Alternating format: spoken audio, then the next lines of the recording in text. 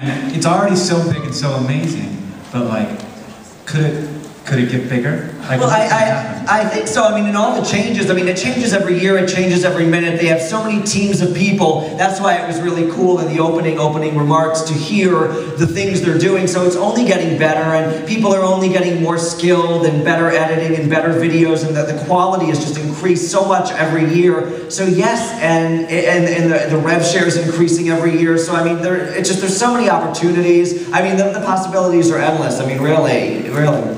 So what makes you happiest about YouTube? Oh my God, I can just talk for like 30 minutes about what makes me happiest about YouTube. Honestly, I love everything about the site. I love the people. I love the community. I love the other YouTubers who have been so nice to me. I've always, you can only be as famous and successful by yourself.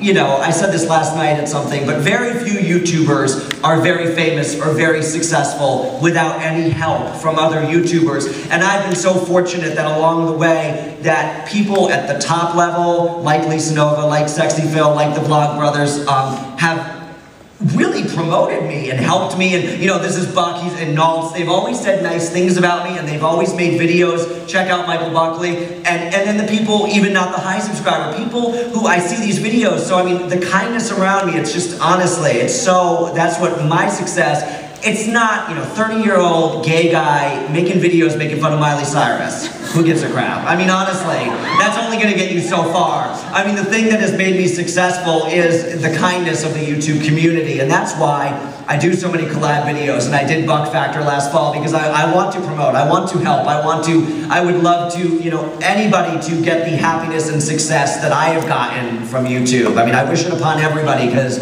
honestly, my life is so, you know, when you're little and you think, what's my life gonna be like? And now I'm living, you know, I'm sorry, but I did YouTube for 2 years. I was working full time. It was weird because back in the day, people were like, how does Buck have a job? Because he makes a lot of videos. Well, let's just say for the last 2 years of my job, I should have been fired. Oh my God, are they watching? Hi Live Nation is the live stream. I sat there and I was on YouTube replying to comments, and people thought, they're like, you must have people replying. I'm like, no, I'm replying to comments. But literally, I did it for 50 hours a week for 2 years, didn't make a dime, just loved it, and now here 4 years later, you know, this is all I do for a living, and it blows my mind, and every day is so nice to wake up and log onto YouTube and make a video. And I sit there, and you see me, I'm about to go, and I'm not like, oh, I have to make a video. I'm like, oh my God, this is awesome, I'm gonna make a video. Like, the joy and the happiness is the same 4 years later. It's more. So is there more? Can you do more? Oh, sure. Well, I'm just enjoying it. I mean, it's funny when people are like, what's next? What are you going to do? I'm not a big idea guy. I'm really not. I mean, there's some people on the site like Rhett and Link or Mystery Guitar Man who just, they have so many skills and they have so much ability, and I'm not that. I mean, I'm really cute, you know. I'm really... Yeah.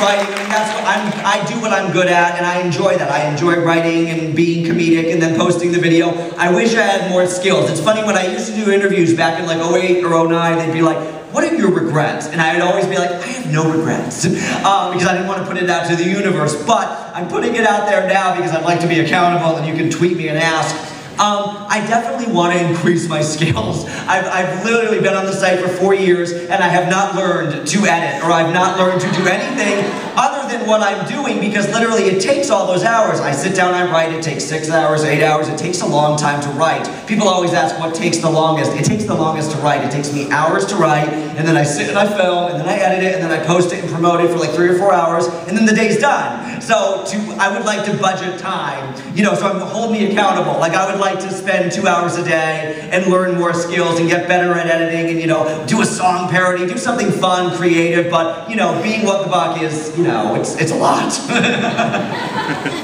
Are you horrified? Am I talking too fast? I'm sorry. I just want to hug you all. I bring up a professional question here. A professional question, yes.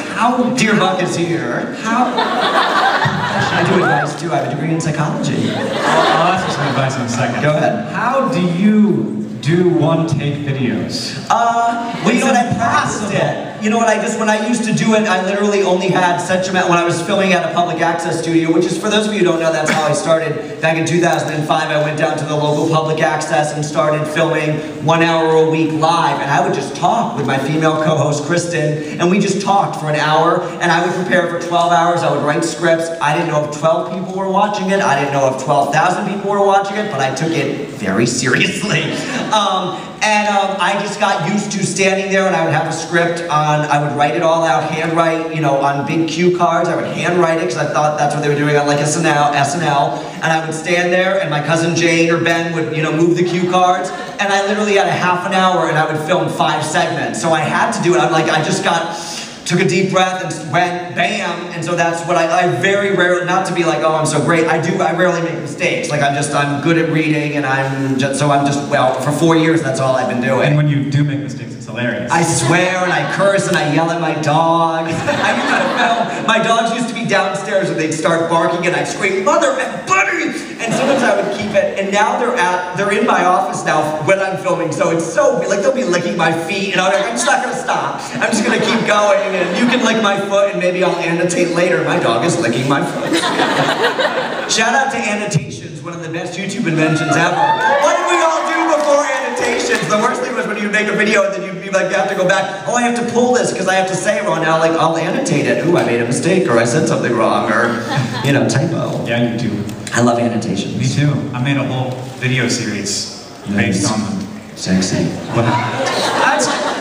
I can't talk like you all the time. I do on my video blogs. I totally talk more like that. Do I talk like I do on my videos? I turn on the gay. My gay has fluctuated over the years. If you watch 06, 07, 08, 09, 010 Buck, it's like sometimes he's really gay, and sometimes he's like, honestly, sometimes when I know I'm gonna be really mean, I put on my bitch face and I kind of do this weird thing with my eyes, and I'm like, who's that? And I watch the video back, I'm like, who's that mean person? Like, where's fun gay Buck? I have a wife and 4 kids. It's all a sham.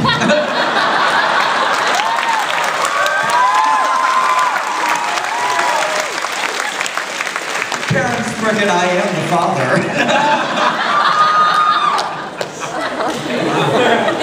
So I guess we're going there now. No. When did you first think it was a big deal?